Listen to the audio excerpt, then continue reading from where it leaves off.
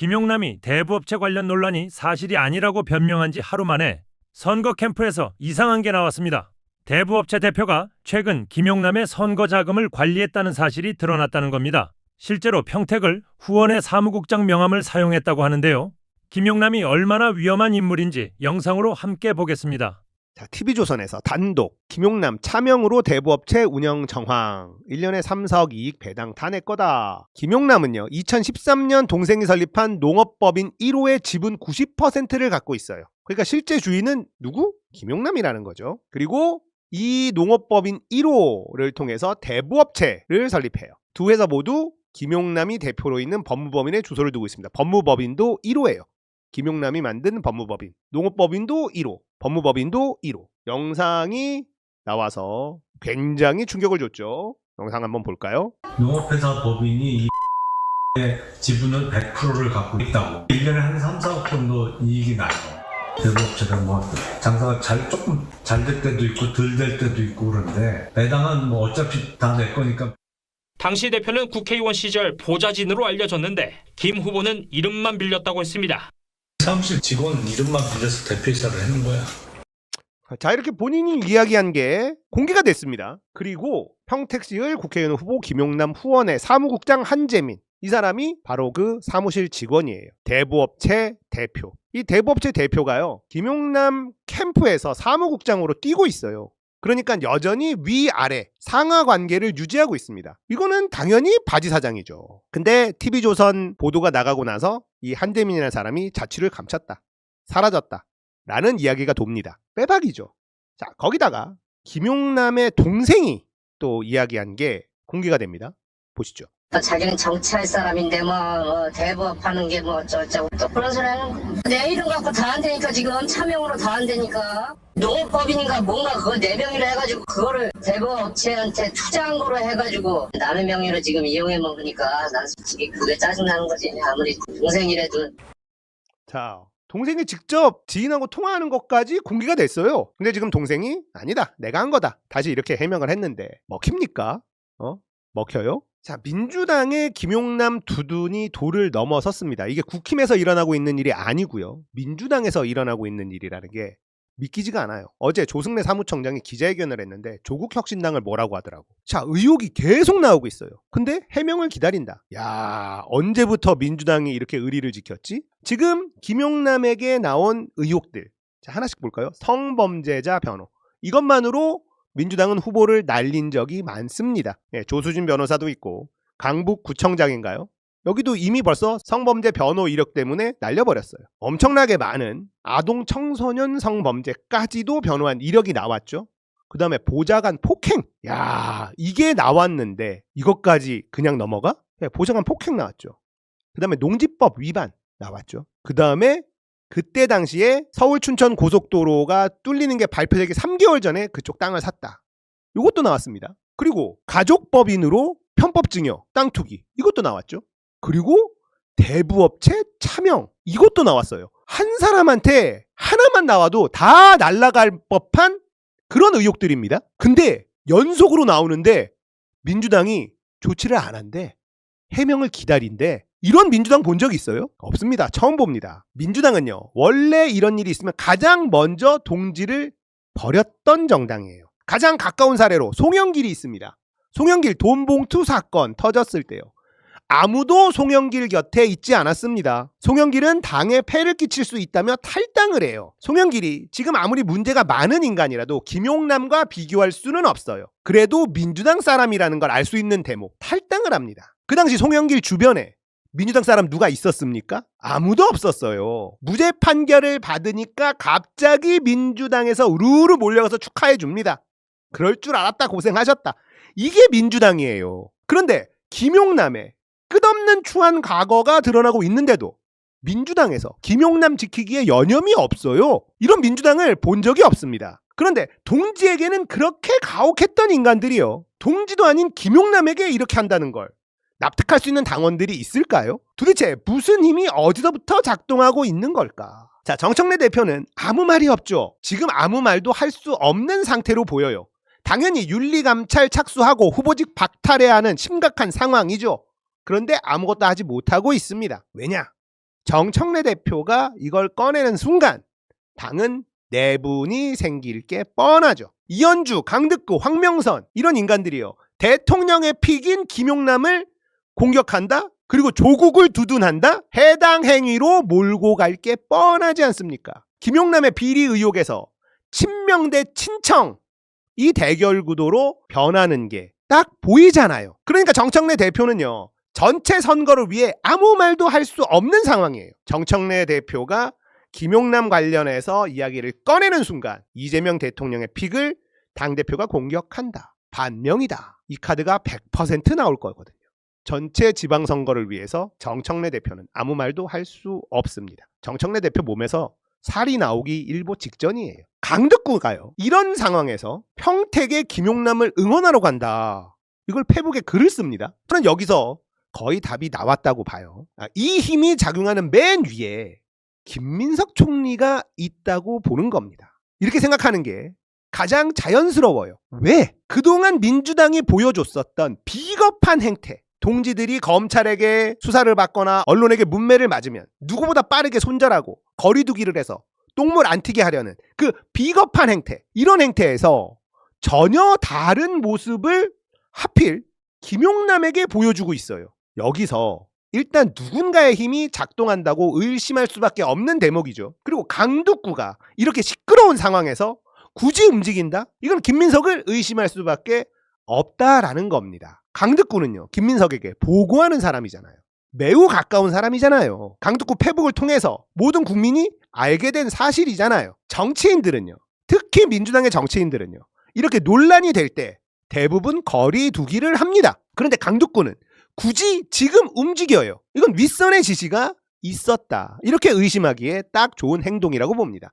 민주당의 유구한 역사를 봤을 때 우리 동지도 아닌 외부에서 온 사람을 지키기 위해서 내 손해를 감수한다? 이거는 윗선의 지시가 아니면 해석이 좀 어렵다. 자, 김용남이 아니다, 사실 무근이다 해명을 했는데요. 이 해명을 믿는 국민들이 얼마나 되겠습니까? 대부업체 대표가 김용남의 보좌관이었어요. 이걸 어떻게 해명할 수 있어요? 농업법인 대표는 동생으로 해놓고 대부업체 대표는 보좌관으로 해놓고 지분은 대부분 자기가 갖고 있고 이런 거를 차명 운영이라고 하는 거잖아요. 그리고요, 다른 언론에서 잘 짚지 않는 대목이 있는데요. 농업법인, 이걸 왜 안 들여다보죠? 농업법인은요, 국가에서 혜택을 받아요. 농사를 짓는다는 이유로 각종 세제 혜택을 받습니다. 그런데 이 농업법인이 대부업체를 인수하고 설립하고 돈놀이를 해요. 이거 최근에 논란이 됐던 명륜진사갈비, 명륜당 아시죠? 얘네들이 보였던 행태와 아주 비슷해 보입니다. 정부로부터 좋은 조건으로 대출을 받아요. 그걸 점주들에게 고리대금업을 해. 이게 명륜당이잖아요. 김용남이 농업법인을 세워요. 세제 혜택을 받고 좋은 조건으로 대출을 받아요. 그리고 대부업체를 인수하거나 설립을 해. 그리고 고리대금업을 해. 명륜당이 했던 짓과 비슷한 짓을 김용남이 한 게 아니냐. 이거 들여다봐야 되는 겁니다. 왜 하필 농업법인을 세웠을까? 이게 핵심이에요. 여길 파봐야죠. 그리고 이 농업법인이 농사를 얼마나 제대로 지었는지 조사해보면 금방 문제 드러나지 않을까요? 김용남이 농사를 짓기 위해서 농업법인을 만들었겠습니까? 온갖 혜택을 노리고 만든 거잖아요. 이걸 누가 몰라? 검사 출신이 무슨 농사에 관심이 있어서 농업법인을 만듭니까? 뻔하잖아요. 누구나 의심할 수 있는 부분 아닙니까? 농업법인을 만들고 국가에서 혜택을 받고 농사로 제대로 짓지 않았다. 이것만으로 범죄가 성립될 수 있는 겁니다. 조금만 조사해보면요, 김용남의 농업법인은 법망을 피해갈 정도의 농사를 지었을 가능성 매우 높다고 생각합니다. 김용남이 이제 검사 출신의 법꾸라지기 때문에 아예 말도 안 되는 짓을 하진 않았을 거예요. 하는 척 걸려서 수사받지 않을 정도, 요 정도는 뭔가 하지 않았을까? 이거 찾아봐야죠. 그리고 아주 재밌는 현상은요, 이걸 TV조선이 터뜨렸다는 겁니다. 자, 많은 곳에서 변절하면 이렇게 된다는 걸 보여주기 위해서 TV조선이 김용남을 친 거다, 이런 분석을 하더라고요. 근데 저는 그 분석에 동의하기가 좀 어렵습니다. 부가적으로 얻을 수 있는 효과인 건 맞죠. 하지만 그것 때문에 TV조선이 김용남을 친 건 아니라고 봐요. 자, 타이밍을 봅시다. 진짜 김용남을 완전히 죽이려고 했으면 선거 막판에 이걸 터뜨렸을 거예요. 해명이고 뭐고 수습이 안 되는 기간이 있습니다. 근데 김용남을 죽이는 게 목표가 아니라는 거예요. 이 타이밍 부산에서 한동훈과 하정우가 박빙 또는 역전이 나오고 있을 때 이걸 터뜨렸다. 자, 조선일보는요 그동안에 끊임없이 한동훈을 키우려고 노력했어요. 아시는 분은 알 겁니다. 한동훈을 계속 밀었습니다.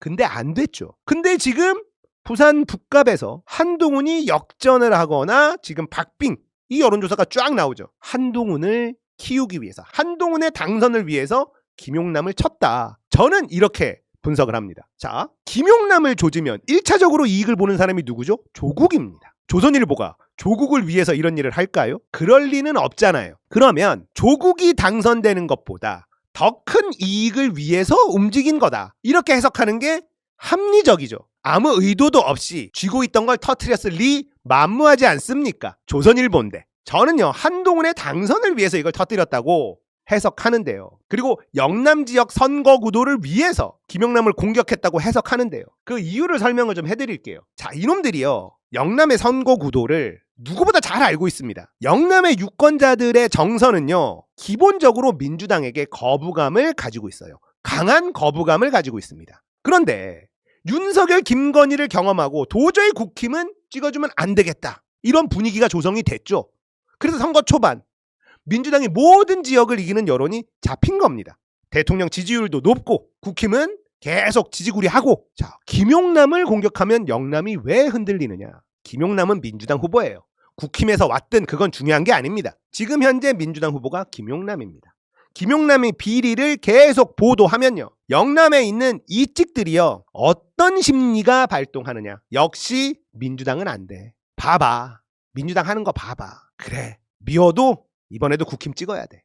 이런 심리가 발동하게 된다는 겁니다. 어차피 민주당은 찍기 싫었던 사람들이에요. 그런데 분위기상 어쩔 수 없이 민주당을 찍어야 되는 분위기였단 말입니다. 그런데 김용남이라는 민주당 후보가 문제가 아주 심각해. 근데 민주당은 김용남을 감싸고 돌아. 역시 내로남불 민주당, 위선적인 민주당, 이런 프레임이 강하게 작동하는 거예요. 어떻게든 민주당을 찍기 싫었어. 마음 깊숙한 곳에는 민주당이 찍기 싫어요, 이 사람들은. 근데 그 명분을 만들어주는 겁니다. 그래, 역시 민주당 안 돼. 저거 봐봐.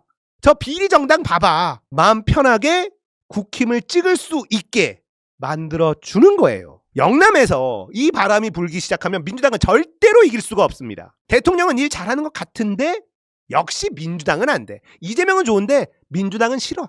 봐봐. 그럴 줄 알았어. 어차피 민주당 찍기 싫어하는 사람들에게 명분을 던져주는 게 김용남의 공격이에요. 근데 민주당이 이 김용남을 끼고 돌고 있다. 땡큐죠. 이게 경상도에서 어마어마하게 먹히는 프레임이에요. 찍기 주저하는 사람들에게 너무나 강한 동기를 부여합니다. 조선일보는 이걸 노리는 거다. 하정우가 위험하고 김경수가 위험합니다. 그리고 서울도 위험합니다. 대구는 저는 졌다고 봐요. 이게 다 김용남 때문이다라고 저 자신있게 말씀드릴 수 있습니다. 집토끼들의 의혹이 완전히 꺾였고요. 조선일보의 공격으로 민주당이 찍기 싫었던 영남의 유권자들, 그럴 줄 알았어. 역시 민주당은 구려. 그래, 마음에 안 들고 실수했지만 그래도 국민의힘 찍어줘야겠어. 이게 작동한다니까요. 대통령의 지지율을 김용남이 다 까먹고 있는 거예요. 김용남이 뭐길래 이렇게 의리를 지킵니까? 이건 무언가 힘이 작동한다고 해석하지 않으면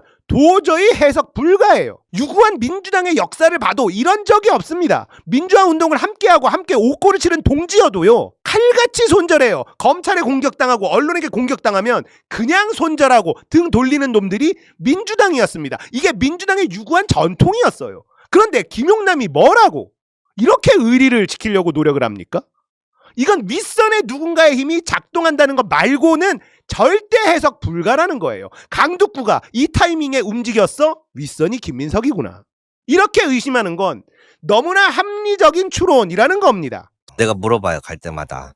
누가 정치개혁 특위라든가 이런 거 질문을 많이 합니까? 은근 별로 없어요. 근데 이게 왜 중요하냐면 여러 가지가 있어요. 지난번에 병립형으로 갈 거냐, 연동형제로 갈 거냐, 한참 이야기가 많았죠. 그런데 이재명 대표 당시에 연동형제를 택했잖아요. 그렇게 해서 어떻게 했어? 다 같이 큰 파이로 갔단 말이야. 49%. 그러면 이 사람들도 함께 했는데 굉장히 의아한 부분이 하나 있어요. 이재명 대통령의 통합을 계속 얘기를 하는데 지금 현재 인사 임명이라던가 정치개혁 특위라든가 정부 쪽에서나 당 차원에서나 이런 연대나 통합이 실제로 이루어지고 있나? 국민의힘 쪽 인사를 데리고 오는 거는 많이 봤어. 그런데 진보 사정당 이러한 부분에 대해서 뭔가 배려하고 존중하고 함께하는 모습들이 있나? 큰일이라는 거야. 서울, 인천, 부산, 여수, 순천 시장 선거 이런 거 지금 다 준비하고 있거든요. 여기서는 이제 판단이 섰어요. 함께 해달라 해놓고 현실은 그렇지 않구나. 각자 도생의 길을 생각하고 있어요. 이대로면 지금 다음 총선 힘들겠다 싶어요. 지금 평택을에서도 진보당의 김재현 대표랑 조국 대표랑 막 실랑이 벌이는 그런 모습 보이죠? 그게 다음번 총선 때는 민주당이 될 확률이 높아요. 그리고 여기는 또 다르거든. 이 비교섭 단체가 할 수 있는 역할이 많지 않아요. 연구라든가 정책이라는 걸 하려면 인력이 좀 많아야 될 거 아니에요. 이걸 기준이 되려면 교섭단체에 들어가야 돼. 그러다 보니까 기준을 좀 완화해서 우리도 정책을 실현할 수 있게 해달라. 연구할 수 있게 해달라 이거였는데 그것도 안 됐죠. 정치개혁 특위 중대선거구제 아무것도 안 됐단 말이야. 그러니까 여기서는 할 수 있는 게 한정적이야. 그럼 뭘 준비해? 지금부터 지역을 잡아서 각각 살아남을 준비를 합시다. 그러면 지금부터 2년 뒤에 총선을 생각하고 지역구를 준비를 하면 그때는 단일화가 될까? 단일화 안 하겠죠. 그러니까 이게 지금 현상으로 보이는 게 한 가지가 있고 정부 인사 임명에서도 안 보이잖아. 내가 왜 진보 사정당을 좋아하냐면 취지를 쭉 해봤을 때 서운한 게 많은데 심지어 화도 많이 나 있는데 민주당에서 뭐 개헌이라든가 뭔가 하자 그러면 화는 나도 대한민국에 필요한 거라 생각해서 반대를 절대 안 해요. 그러면 왜 여기는 안 와? 국민의힘 쪽은 자꾸 인사하고 채용하고 하는 걸까? 전 내용으로 돌아가야 돼요. 친문이 부활한다라는 이야기를 우리가 많이 들어봤잖아요. 방송에서. 친문이 누구예요? 여러분 혹시 알고 계세요? 친문 누구를 얘기하는지 모르겠다 쳐. 친문이 아닌 사람들은 누구예요? 친명이죠. 근데 무슨 괴리가 있냐면 이 바닥에 기존에 있던 민주당 사람들은 자기들이랑 안 맞는다 생각하는 것 같아요. 그리고 친명이 뭔가 새를 잡아야 이재명 대통령도 퇴임하고 내려왔을 때 좋지 않을까라고 생각을 해. 근데 여기서 문제가 뭐예요? 친명이라고 하는 내세우는 분들 중에 인정받을 만한 대표적인 인물이 많지 않아. 그중에 제일 뛰어났던 게 이재명 대통령이었고 그러니까 지금 막 강북구 이현주 막 이런 사람들이 나오고 그런 거거든. 그런데 이 사람들한테 지기는 싫어. 그러다 보니까 국민의힘 쪽으로 뻗은 거야. 그러다 보니까 어떤 현상들이 일어나냐. 특히 친노계가 있어요. 이쪽이 인재가 많아. 근데 그래서 더 싫어해. 이 이야기는 내각에서부터 나오는 이야기입니다. 국무위원급 되는 사람들도 동의하는 내용이에요. 유시민 작가 그냥 공격하는 것 같아요? 아니에요. 민주당 의원님들 만나보면 다선 의원님들한테도 여쭤보면 일부 동의를 해주셔. 그래서 본인들도 이해를 못한 측면들도 있어요. 근데 웃긴 게 뭐냐면 기존에 함께 했었고 심지어 지금 친명이라고 스스로 밝히는 분들도 5년 전 10년 전에는 친문 친노였거든요. 그런데 이제 선을 그은 거죠 이제. 근데 친명만으로 하려니까 뭔가 안 되잖아. 그러니까 친명이 나쁘다는 게 아니고 여러분 자기들이 친명이라고 주장하는 강하게 내세우는 분들이 있잖아. 그렇죠. 근데 그중에서 아 저놈은 진짜 깜이다라고 하는 사람들이 없잖아. 그러다 보니까 자꾸 오른쪽 사람들을 합류시키는 거야. 저는 왜 오른쪽에 있는 사람을 채워서 가려고 방향성을 잡은 거냐면 원래 기존에 있는 분들이 들어오면 본인이 실력이 안 되거든. 저기는 자기보다 능력이 좋더라도 명분이 안 좋잖아. 너 윤석열 지지했던 놈들이잖아. 본인들이 명분이 더 세. 근데 이쪽 사람들 데리고 오려면 명분도 약하고 실력도 약하니까 이쪽 사람들이랑은 단절을 하는 거고 국민의힘 쪽이라든지 데리고 오려고 노력하는 것은 본인의 안위가 걱정되니까 여기 데리고 오면 붙을 수 있거든. 그러니까 이쪽 사람들 외연 확장하는 거예요. 저는 그렇게 해석을 합니다. 내가 여기서 하고 싶은 말은 뭐냐면 가장 경계해야 되는 부분들이 드러나고 있어. 이거를 지금 동조한단 말이야. 김용 연구원 공천급 의원들 나서지 말아라. 누가 70명의 의원을 움직인 거야? 김용 연구원이? 난 그렇지 않다고 봐요. 그러니까 인정을 못 받는 사람들이 인정을 사람들한테 받아야 되는 시점인데 대통령으로 가버리고 나니 그 밑에 있던 늑대들이 본인들이 호랑이라고 생각하는 거야. 그럼 제일 먼저 하는 게 첫 번째가 뭐예요? 우두머리가 될 확률이 높은 늑대를 집단으로 공격해요. 난 이걸 경계해요. 이재명 지사가 국민의힘들이 말도 안 되는 공격할 때 멋지게 싸워주던 유시민 작가인데 이재명 정부의 힘이 가장 셀 때인데 초기잖아. 근데 이런 공격을 하는 게 쉬울 것 같아요? 어렵지. 이게 가능한 분위기인 거야. 또 하나 보여드릴게요. 유시민 작가 늘 선거 전망 화제가 된 적이 있는데 지난 대선 당시에 이재명 대통령이 55% 득표율로 당선될 것이다 예측한 적이 있었습니다. 이재명 대통령이 이기긴 했지만 과반에 조금 미치지 못하는 승리를 했기 때문에 결과적으로 당시에 유시민 작가의 예상은 좀 어긋났다 이런 평가는 있습니다. 네. 55%에 못 미친 거는 사실이에요. 근데 나는 그 사실보다 진실에 좀 더 다가가고 싶다. 유시민 작가는 예측하는 거 틀려왔다. 근데 그때 김민석은 아니다. 김민석이 더 맞다. 이거를 돌려 얘기한 거거든. 그러니까 지금 사람들이 이거를 못 읽어낼 거라고 생각하나? 내가 이걸 왜 얘기하냐면 모든 언론사들이 유시민 작가가 레거시 미디어 이런 비평을 붙여가지고 억하심 짜증나고 막 그런 거에 있어서 공격을 하는 걸 수도 있겠지만 근데 그보다 더 좋은 건 내가 이걸 하면 정부 예산 광고 집행도 해줄 수 있는 그런 힘을 가진 사람들이 좋아해. 그 분위기가 형성돼 있다는 거예요. 그러면 사람들은 어떻게 볼까라는 이 생각이 들어요. 이재명 대통령은 되게 잘하고 열심히 하는 것 같아. 근데 그 밑에 사람들이 힘을 어떻게 쓰는지가 보이는 거야. 이번 연도의 키워드를 난 토사구팽 4글자로 잡았습니다. 우리도 보이는 정도면 국민들 눈에 안 보이겠냐고. 이재명 대통령 뭔가 열심히 잘하고 막 노력하는 것 같은데 그 밑에 있는 사람들 전부 보니까 자기들한테 그동안 수없이 도움됐던 사람들을 죽이는 모습을 보고 있는 거야 실제로. 나는 이게 이번 선거를 판가름한다고 봅니다. 상당히 저도 동의를 하고 두 가지가 떠올랐는데 첫 번째로는 모든 평론가들이 다 유시민 작가 얘기밖에 안 해. 죽이려고 하는 것도 있는데 두려움에 기반한 평론이다. 파급력이 없는 사람이라고 한다면 무슨 얘기를 해도 관심 안 가져줘요. 최소한 그 스타벅스 정도 대한 그 정도 발언을 해야지 난리가 나. 그러면 왜 이런 현상이 일어날까? 8월에 전당대회가 열리면 가장 큰 거는 2년 후에 있을 총선의 공천권을 쥐게 되죠. 그런데 지금 친명과 유이재명 세력이 거의 합산해 있다고 보이는데 나는 이들이 공천권을 못 쥐면 어떻게 될까? 낙엽 떨어지듯이 떨어지는 거죠. 8월에 김민석 총리도 전대 나오고 당대표 나올 거고 송영길도 나올 거고 우리는 알지. 전당대회가 막상 열리면 당원들이 누군가를 공격을 잘한다고 해서 뽑아주지 않아요. 저 사람이라면 내가 믿어볼 만하겠다 해 뽑아준다고 난 보거든요. 근데 그게 아닌 가장 큰 영향력인 나한테 도움이 안 될 것 같은 겸손, 유시민, 조국 다 쳐내는 거야. 그렇지. 그러니까 지금 권력이 수반된 것 같은 느낌이 강하게 들잖아요. 그게 어딜 향해 있나를 보면 자기들한테 그동안 무수한 도움을 줬던 사람들을 죽이려고 칼날이 서 있는 모습을 사람들은 다 보고 있다라는 거야. 근데 더 잔인한 건 뭔지 알아요? 이에 대해 그 누구도 언급을 안 해. 사람들을 병신으로 하는 거야 뭐야. 그거 보면서 뭐라고 느끼겠어요? 야, 민주정부가 잡으면은 꽃밭일 줄 알았는데 얘들이 더하네? 그 잔인한 폭력성을 우린 보고 있다고. 이거 진짜 심각한 겁니다. 이원택 전북 취재해달라고 하는데 제가 쭉 보고는 있어요. 저는 16%가 상승했고 상대 후보는 1%를 하락했대. 김관영 후보 말하는 거잖아요. 돈봉투 돌리는 거. CCTV 나와가지고 떨어졌는데 끝이어야 되거든. 민주당에서는 그러면은 승리한 사람으로 해갖고 딛고 일어서야 되는데 무소속으로 출마해가지고 하겠다. 난 이 여론조사도 잘 믿진 않는데. 그러니까 여기서 지금 내가 당신의 후원회장이 되어줄게. 당신 해봐. 송영길 붙어 있고 다 붙어 있잖아. 그러면서 막 전북에 문제 있는 것처럼 막 굉장히 때리고 내가 보는데 민주당을 견제하기 위한 방송이 지금 대부분이야. 그러니 선거 분위기가 나? 이재명 이 친구들 눈깔이 돌았다. 왜 그러냐면 잘 생각해보세요. 평택 을에 가가지고 민주당의 후보는 누굽니까? 하면서 조국 대표 뽑지 말라고 얘기하잖아요. 그러면 여기 전북 같은 경우에 누가 민주당 후보입니까? 여기는 반대로 이원택 후보 지지를 안 해주잖아. 완전 이거 내로남불이다.